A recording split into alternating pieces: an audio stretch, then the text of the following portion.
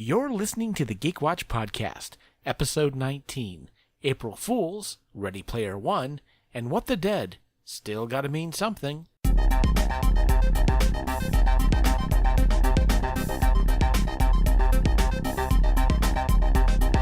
This is the Geek Watch Podcast with Brian Hatcher and Mandy Petrie.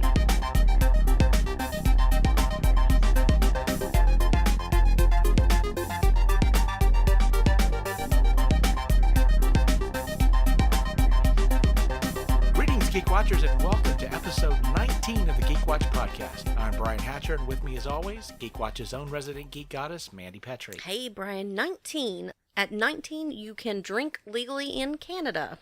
Well, we'll have to move to Canada. But we're both over 21, so that's actually okay in America. So, we got a lot to talk about. A lot. We've got another episode of What the Dead. Yes. And we saw some movie trailers we want to talk about, and a movie we saw the other day that we also want to discuss. But I thought before we got started with that, this previous Sunday was April Fool's Day. Yeah. And the geek world is not immune to April Fool's pranks. Perhaps some of the most cruel April Fool's pranks are done in the geek world, Brian. Yeah, I'm so disappointed. The biggest one for me this year, because there was just that moment that I wasn't expecting it, and that was somebody reported that the BBC on their website, and they put a link to it also. That's what made it worse. I didn't bother to click the link because I caught on to it pretty quickly, but they said that because this year is the 55th anniversary of Doctor Who, that this year's Christmas special, that all 5 of the modern doctors were going to be involved in the Christmas special, and I was like, oh, that's April 1st, that's what this is. Oh, my God. I had that one a couple years ago when the Reduced Shakespeare Company was going to do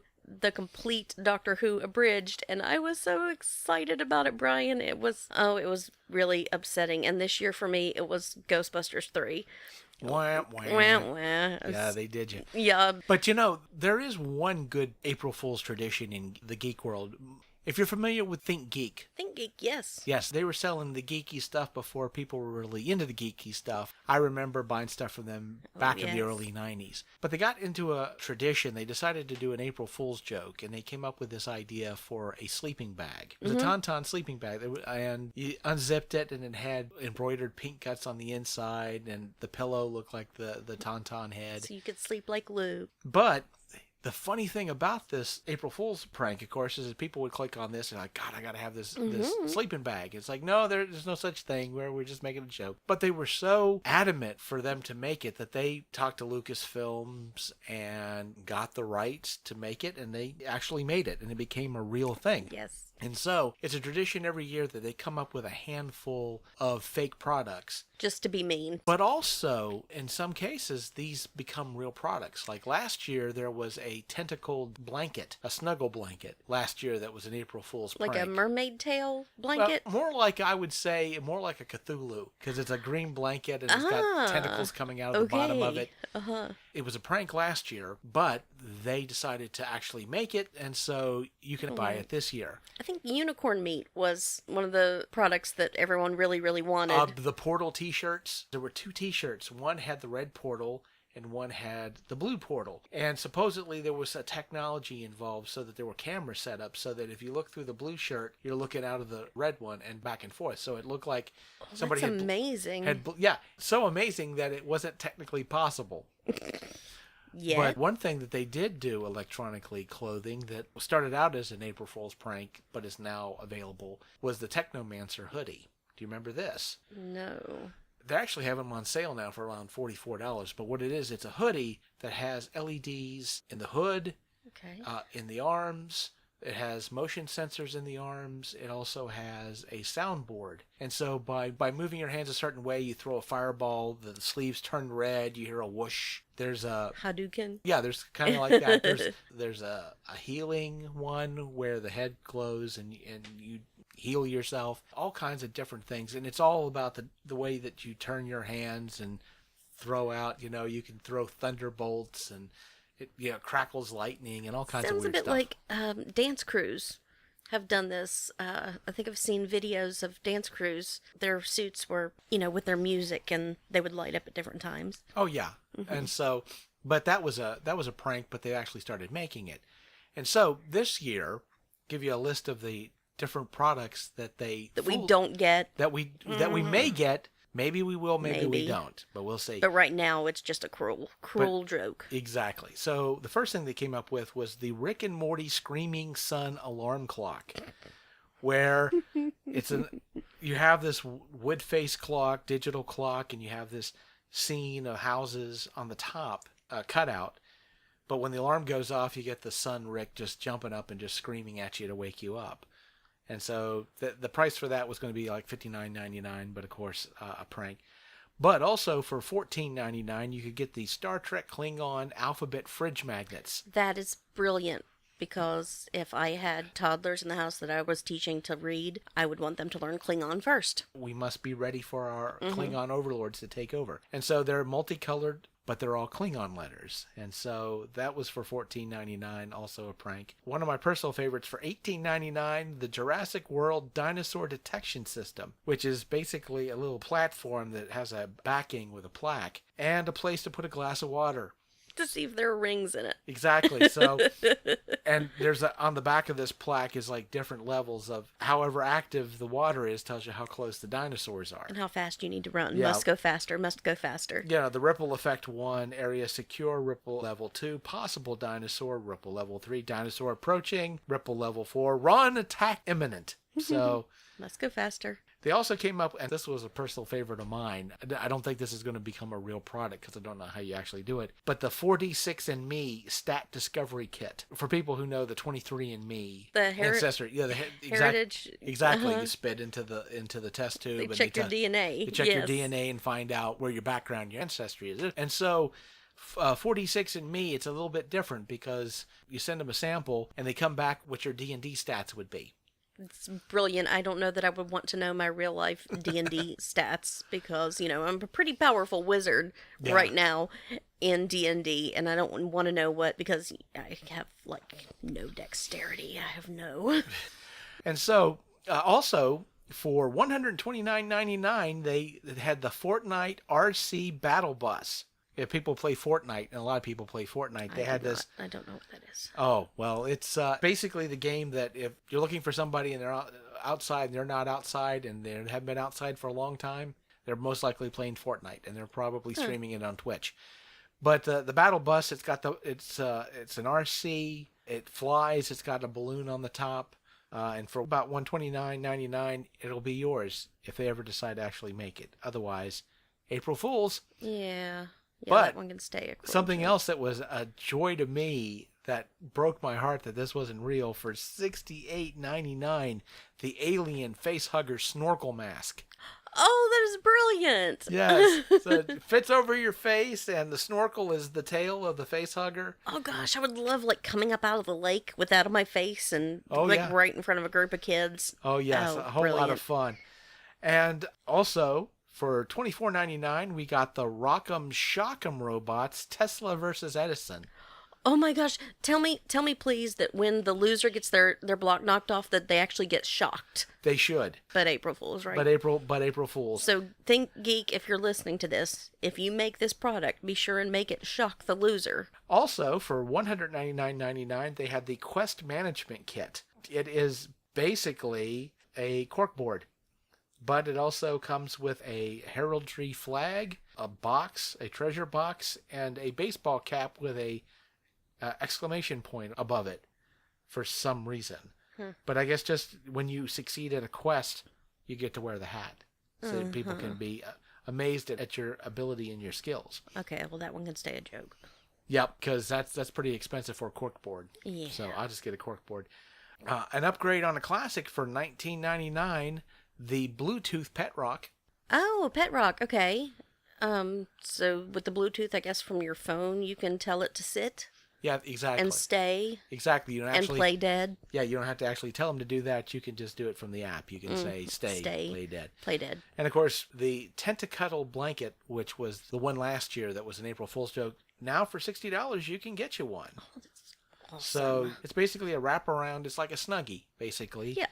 But it's a Snuggie that has tentacles. Yes, so you can look like the Kraken or, I guess there are other hentai jokes we could be making here. I'm not sure. Well, there's a hentai... What's our audience? Are we allowed? There's a hentai joke in here somewhere, and I'm going to leave it where it lies. Okay, all right. I think. Okay. That might be a good idea. All right, that's just fine.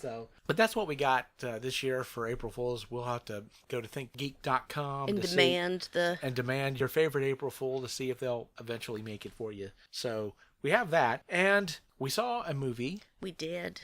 We saw Ready Player One. Ready Player One. Of course, we had to see that film because obviously it is geek perfect. It's geek heaven. Mm-hmm. It's absolutely geek heaven. Before we talk about the film, because there's a few things I do want to discuss about it, but we did get to see a few trailers in front. Mm-hmm. One that really stood out to me, that I was really, at least in the superhero aspect of things, was Spider-Man Into the Spider-Verse. Oh yeah, it's all animated, which we really haven't seen an animated superhero movie in theaters, I don't know, since The Incredibles? Right. When was the last time we got that? Yeah, then maybe before that, Mask of the Phantasm? Yeah. I don't even...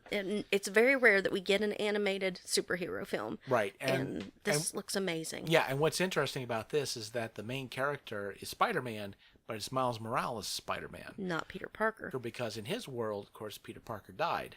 Mm-hmm.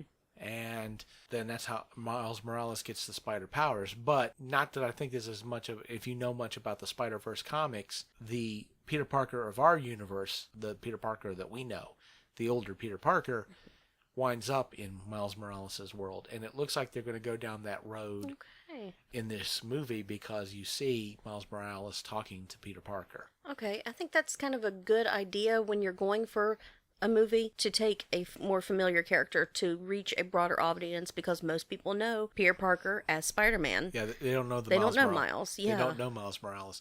Another film trailer that I saw that I've been hearing a little bit about the movie. I've been trying to avoid spoilers because it's the kind of movie that appeals to me. The House with a Clock in its Walls. Yes, the kind of steampunk, kind young of weird. Adults, but... It's some steampunk. There's some Addams Family kind of things going on in this. And, of course, you have Kate Blanchett. Kind of Lemony Snicket's feel to it. Definitely a Lemony Snicket's feel. You got Kate Blanchett in it. You've got Jack Black in it. And side note, does Kate Blanchett ever age? I don't know. I don't think I have so. never, unless they put makeup on her to make her look old. I think she's looked the exact same since 1992. I am definitely looking forward to that film and checking that out. And then, of course, we got the latest Harry Potter. Well, I don't know at this point you call it Harry Potter. The prequel. Crimes of Grindelwald. This, we're going to get to see a young Dumbledore. Of course, we've got some really interesting movies coming up. But let's go on to Ready Player One. Oh, and Rampage. The Rampage. Yes, which I didn't know. You told me was based on. It was based on a video game, a console video game. So it's a really good idea that they put this trailer in front of Ready Player One. Oh, yes. Mm-hmm. Yeah, it's the perfect setup for it because there's been this theme in Hollywood to take games and make movies out of them, and some of them work. Clue worked, but they actually... Super Mario Brothers. Are we allowed to talk about that? Honestly, the first one I can remember as growing up was Mortal Kombat. Right. That was the very first video game to movie that I can remember. Well, I have to say probably the goofiest and least working of the movies, board game to movie, the worst had to be Battleship. Yeah, Battleship. When did you play Battleship and go, hey, this would make an awesome movie? But going back to Ready Player One. I will say that this movie has a lot of mixed reviews, and I can understand why that is. Someone who was criticizing the movie said that this movie was a lot like a kid thinking that eating chocolate cake for breakfast was a good idea. And I'm like, okay, so what's wrong with that? Yeah, it's a muffin. It's a chocolate muffin. Chocolate chip muffin. Yeah, it's a chocolate muffin. It's just a moister chocolate muffin. But what I thought was funny about a lot of these reviews is a lot of the things they complain about are things that, well, you knew you were going to get in the movie. It's like, oh, there's all these references, all these obscure geek references all over the place. And it's like... That was the plot of the movie. Yeah, well, it's kind of what... It wasn't like they sprung them on you, and you were like, I wasn't expecting this. That was a huge plot point of the movie, was the fact that the creator, Holloway, was so into pop culture that they had an entire IT department that were just studying everything that he loved. Exactly. So that was a big plot point of the movie. Exactly. It'd be like somebody watching a comedy going, man, I tried to get into this, but it's like they're cracking jokes every 5 seconds. It's like, well, it's a comedy. It's a comedy. It's kind of what you're in there for. And so I found that kind of weird, is that people would criticize basically what the movie was about. Now, I understand that some people had some issues because, I mean, there's a lot of gaming stuff in there, and there's been a lot of issues with gamers and people talking about the toxic environment in gaming, which is a fair thing to say. Mm-hmm. It's one of the reasons why I don't do a lot of online gaming. Every once in a while, you'll see somebody, like PewDiePie or Ninja recently, who gets busted because they're on a Twitch stream and they drop the N-word, which... And not that I'm going to try to justify why anybody would say something like that, because there's no reason ever to say something like that.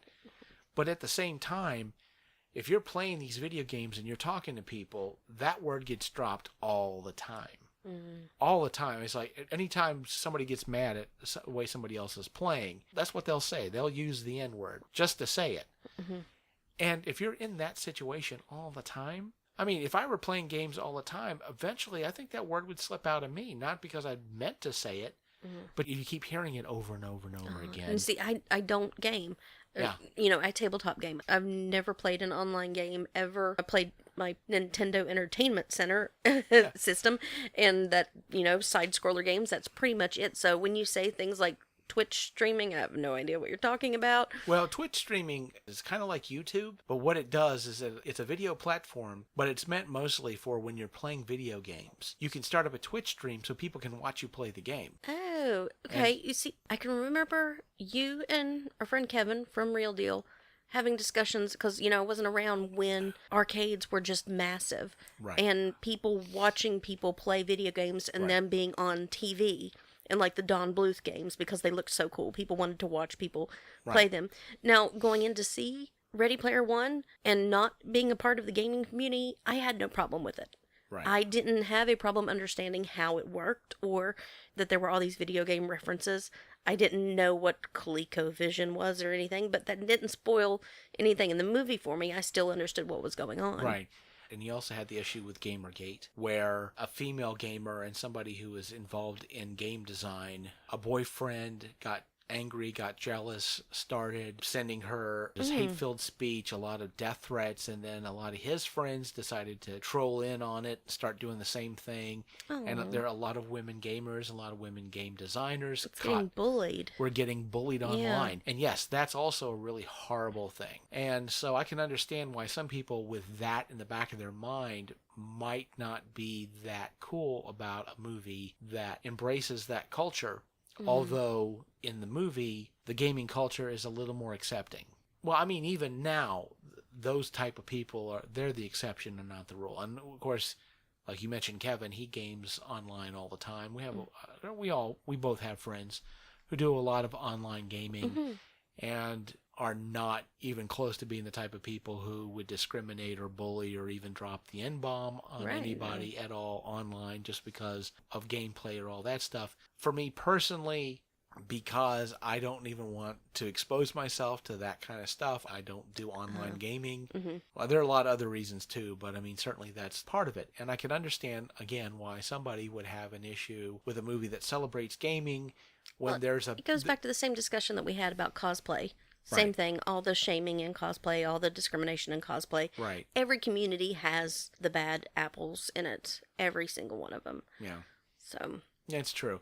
But I will also say that one thing about some of the criticism that I'm seeing about Ready Player One is because of a lot of that toxicity and a lot of negativity that is in the gaming sphere. I think a lot of people have been writing articles about Ready Player One through those glasses. And I think in some cases they're seeing some things that maybe are not really in the movie. And I think the biggest example I would say of that is the role of Artemis Samantha, the female character in the movie. I've seen more than one article say that she's basically a reward for Wade, the main character. Because he succeeds and wins the game, he gets the girl. And the way it was described in this one article, she's a good gamer, but she's not as good as he is. She doesn't win the game, he wins the game, and because he wins the game, he gets the girl.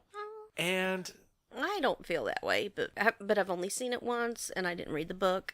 I don't feel that way because I really do feel like she was on her own journey and he just happened to be kind of like Captain Kirk coming by on a planet helping them out with their problem. She had a problem and he helped her out with it. The thing is, and why those type of things kind of bother me a little bit, not that I'm really angry with anybody, but knowing how rare it can be for women to have agency in a movie, especially when they're not the main character. Although saying Samantha's not a main character is, I almost would want to say that she's a co-main character because she has an arc, just like Wade has an arc.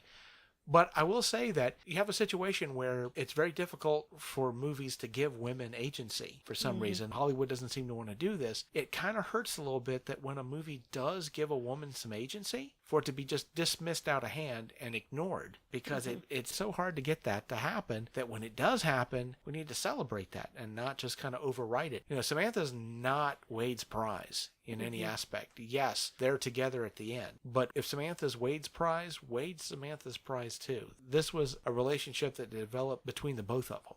And they're equal partners in this relationship. And I don't think that every time that a woman winds up in a relationship at the end of the movie that she's the prize. It happens a lot. I'm not going to deny that. Yeah, and something about with these two that I feel a lot of times in, especially romantic comedies. Oh, that's the love. That's the absolute love of your life. And if something happened to one or the other one, then the other one would just be devastated and not be able to move on with their life because that was the one love. And that doesn't happen. If they broke up or if something happened to one of them, I think these two characters would be fine. I think they could move on and find love again, and that would be all right. And that's because we have these grand love stories. We have the Romeo and Juliets. We have these Rhett and Scarlet that we all want, and all these love stories. That's their one true love, and they can't have anyone else. But that doesn't happen in real life. If the love of your life dies, you can find love again. It's not the be-all, end-all. Right. And for me, I think the gold standard on this, and why I don't consider Samantha just basically a prize character for Wade, is it's not like she shows up, she's kind of cool, but then she spends the rest of the movie following him around, or she's necessarily just putting up resistance just to put it up, and then through some moment, he's able to win her heart. And besides that thread, she's really not necessary to the plot. Samantha is really necessary to this plot. They don't win without her. They don't at all. She's as important to winning the game as Wade is. Without the both of them, it doesn't work. And as a matter of fact, if really when he finally clans up with, and guys, obviously we're going to be talking about spoilers. Forgot the spoiler alert. Sorry. We've got to if you haven't seen Ready Player One, stop listening. but anyway, so when he winds up with a bunch of other people, a clan of 5 people, call themselves the High Five, you take any one of them out of the equation and they don't win. All 5 of them are necessary to complete what's going on, because they work as a unit. But because of that, Samantha's not just a two-dimensional character who's basically a trophy for Wade. She is a very important character, and she puts her neck on the line a lot, a great deal, in ways that none of the other characters really do, but necessarily so to help them to get to the end. And that's why I don't see her as, like I said, as some two-dimensional bimbo character that's just there for an additional prize for Wade. Right. And with the type of stuff that Hollywood is prone to feed us, along with a good deal of negativity, justifiably so, that people think is involved in gaming, I can see why, if you're looking through those glasses, you're going to see stuff that maybe isn't quite there. But I had a great time watching the movie. Seriously. I mean, now that we've talked about all the deep characterization and analysis of the film and stuff, and now we can say this is a freaking great movie to watch. Take your family. It's so much fun. Oh, yes. It's great. It's visually fantastic and beautiful. I don't even know where to start with this. And again, we don't want to go too much into spoiler stuff because there's a lot of great stuff in there that you just have to experience for yourself. But one thing I'll definitely say, some people were questioning whether there's too much fan service in there, there's too many references, because a lot of them go by so fast you don't catch them. But, and why I enjoy that, and why I think it works in this film, is you get what I like to call the trading card effect, which is you may see something I don't see, and I may see something you don't see. Right. It's like, hey, did you see the Mach 5? And it's like, oh no, I didn't see that. Where was that? And it's like, but hey, did you see Will Wheaton hanging on the wall? Did you hear Will? Exactly. There's Will Wheaton's picture on the wall, which of course he was the voice of the audiobook for Ready Player One. And of course, Easter eggs are all over this movie. Huge. Yes. Easter egg is pretty much the theme of the movie. It's a fun movie. Like I said, I understand and I can sympathize with some of the criticisms involved, but if anything else, I think there's a lot of great lessons in this movie, not just on how gamers should deal with each other, but also deal with what actually is the real world. Mm-hmm. Like I And said, that's a good thing with, like I said, I haven't read the book yet, but this has great parallels to classic literature, guys. I really feel like it was great expectations and Charlie and the Chocolate Factory and some great philosophies. It's a deep movie, but it's a fun movie. oh yeah, It's many, many levels. There's surface where it's all fun. There's depth where you need it. It's a great movie. oh yeah. I wouldn't say it's a perfect movie, but what it gave me, I was very happy to have. I enjoyed it, and so obviously, completely would recommend this film. Oh yeah. Anybody who wants to check this out, especially if you're a geek, you're going to love the heck out of this movie. And it's one of those movies you're probably going to be watching more than once because, again, the trading card effect, you're going to want to go through and catch stuff. Because when I watched it with you, it was your first time watching it. It was my second time watching it. And there was and I'm not going to say where this is, but there's a reference to Escape from New York in the movie. And I didn't catch it the first time, but I caught it the second time. So I think a lot of the fun in this movie is going to be eventually when it comes out on Blu-ray. It's going to be a very pausable movie. I think Cabin in the Woods was one of the most paused movies because they wanted to see the bet board with all the things, and they wanted to see all the cubes. Spoiler alert, sorry if you haven't seen Cabin in the Woods. And they wanted to see all the creatures in the cubes. So. Right. And so, yeah, it's going to be one of those things where you're just going to be going through frame by frame because the number of Easter eggs that people found in the trailers was crazy. Yeah. I mean, it's like... That's the first time I saw Iron Giant. I was like, that looks like the Iron Giant. And then it was just really quick. I never actually watched the trailer, but I saw it. And someone said, oh, yeah, the Iron Giant's in it. Yeah, You're like, what? I know. And that's going to be, for me, as like, I know some people criticize, it's like, oh, it's just a bunch of fan service. But you know what? I went in there for fan service. That's what I wanted, and I got it, and I was very happy with it. But I also got a surprisingly interesting story. And some people kind of write it off because it's a pretty straightforward narrative. It is in some aspects, but here's the thing. And this is just something as a storyteller I know about. The hardest thing to play off is multiple arcs. The most difficult thing to play off is where the hero and the villain both have an arc at the same time. And we didn't really get that in this movie. That's why I wouldn't say it's like a top 5 film. Right. Because if you had a moment where the hero and the villain both have epiphanies, then you're dealing with like next level storytelling. Which is why I say that, Black Panther is the perfect movie, but Exactly. I will endlessly talk about Black Panther, so There you go. I will never stop talking about it. And it's still in theaters and it's still making good money. Yes, and Black Panther 2 is coming. I mean, Avengers Infinity War. Exactly. But so it's straightforward storytelling. There's some surprising depths in there if you just keep your eyes open for it. But it was an enjoyable film, and definitely I would recommend it, I'm sure. Yeah, absolutely. Yeah. And so now we get to this week's Walking Dead. What the Dead? What the Dead. And this week's episode was called Gotta Mean Something. So what was your impressions of it starting out? Okay, let's first talk about Jadis and her very feng shui, beautiful studio apartment. Yes, it was very... Where did that come from? Yeah, so inside this trailer, she's got this very nice, it looked like a pine wall ceiling.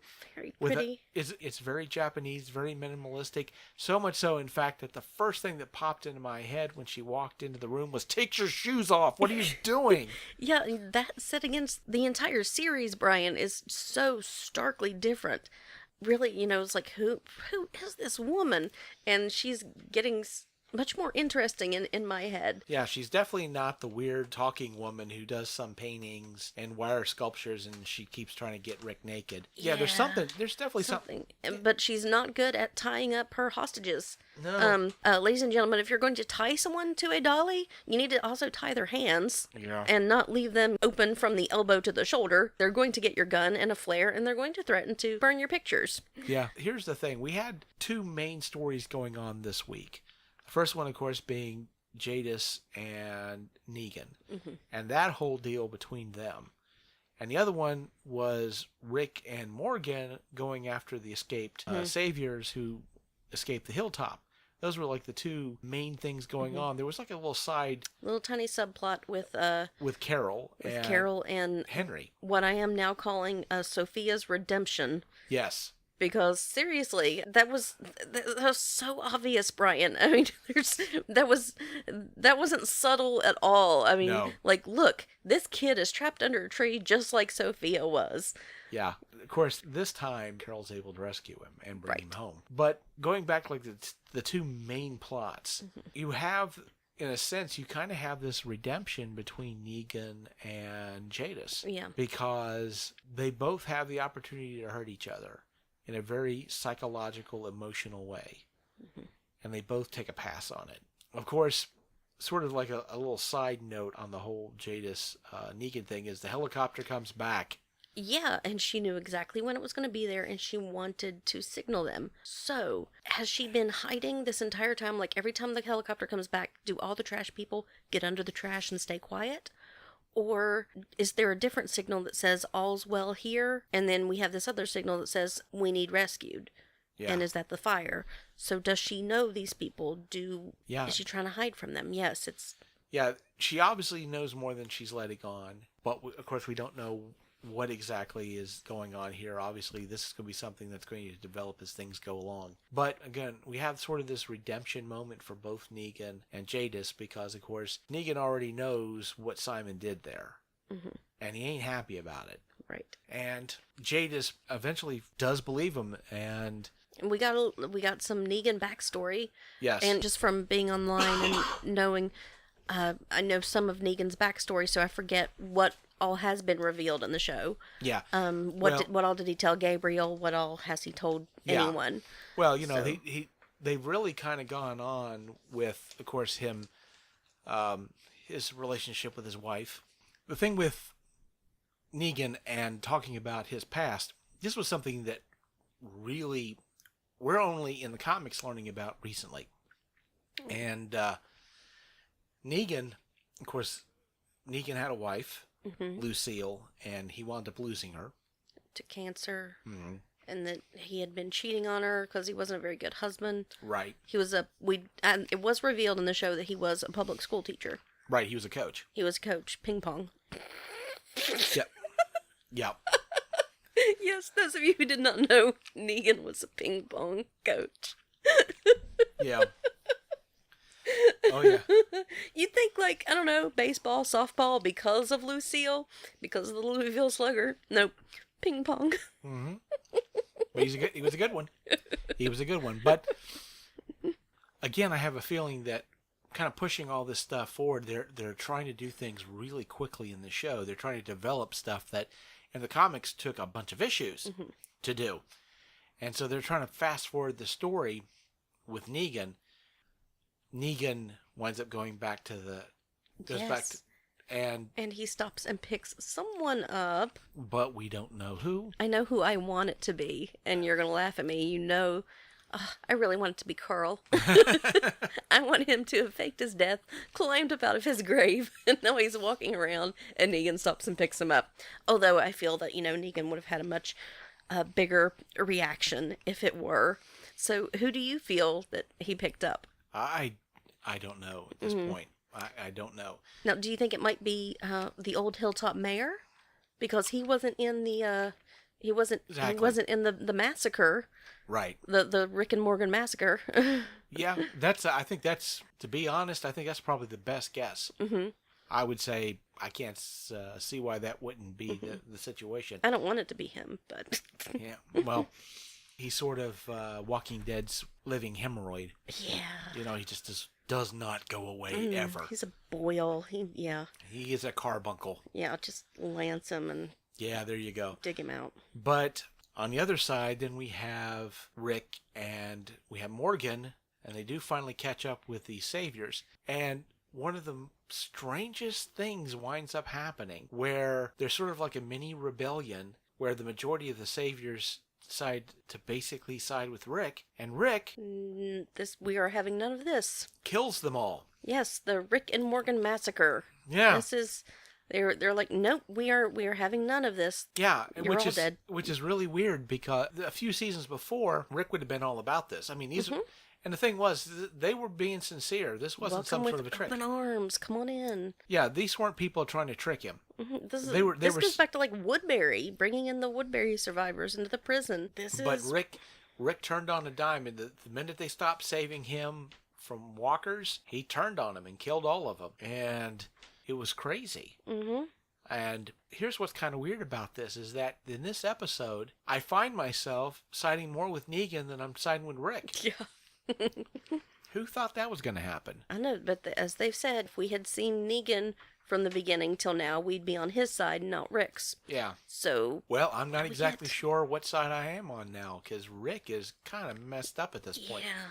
Well, he knew what was going on with Morgan because he'd seen it before. And instead of trying to help him out or trying to calm him down, he decided to weaponize him. Yeah, he's got stuff and things to do. Crazy Morgan is on his he's his tool. He's a good tool. But here's the other thing that worries me is that of course the episode ends around about the time, toward the end of the episode, Rick starts reading Carl's letter. And it looks like that's kind of moved him to a certain degree. But if he just does a 180 at this point just from reading this letter, I don't know. That sounds like that. Again, I'm wondering how fast they're trying to push this story forward, because to go from ruthless Rick to tender-hearted Rick over, and it's his son's letter, no doubt, but it should have moved him immediately. He should have been reading it immediately. Yeah. Well, and the thing about it too is that just because he's moved by this letter, is he going to do like a complete 180 that fast? I wonder. I wonder if that's maybe not trying to push the story forward too quickly, because there seems to be these moments where they're trying to push the story forward faster than, of course, what happens in the comics. And we've only got 2 episodes left before the season finale. And traditionally, and I'm gonna go on record saying this because I know how I've seen how The Walking Dead seems to work, which is the mid-season finale always is sort of like a hopeful note. But the season finale for every season has been, at least for the last few seasons, a really messed up, really screwed up cliffhanger. Yeah. And I'm wondering if everybody just assumes that the war is going to be over by the end of this season. In 2 episodes, though. In 2 episodes, that's a lot of stuff to happen. Yes. But I can see them, maybe the war not being quite over, but it coming to a head in the season finale, and something really bad happening to Rick, but them not coming to basically wrapping that part of it up. Kind of him sitting under the tree is where we're going to, with the stained glass may be where the season finale ends. Okay. In a moment where it looks like he's really messed up. Possibly could even die, but they're not going to resolve it. The all-out war is not going to be resolved at the end of this season. It's going to come to a head. There's going to be a major messed up cliffhanger, and then we've got months and months of waiting to see what happens. That's my prediction. But we've got 2 episodes to wait and see how that turns out. Yep. That's what I'm thinking at this point, because I don't see how you could come up with a satisfying conclusion to the whole thing. Not in 2 hours. Not in 2 hours. Well, I assume that the season finale is going to be longer than a regular episode. Because they've done that before. Right. Plus, they're going to be showing it in theaters. That's right. They're going to be showing it in theaters. It's going to be a double bill. They're going to start out with the season finale of Walking Dead, and then they're going to show the season opener for the next season of Fear the Walking Dead. So we're getting a science fiction double feature? Yes. So they've only got 2 episodes left. Some real serious stuff is going to happen this next Sunday, obviously. Yep. But what exactly that's going to be, I can't even begin to tell you. But I just don't see how there's any possible way we're going to get a resolution by the end of the season. Rome will burn. And so with that, that'll be the end of this week's episode. Thanks for tuning in, everybody. For Mandy Petrie, this is Brian Hatcher reminding you that we're all geeky about something. Be proud of yours. See you next time.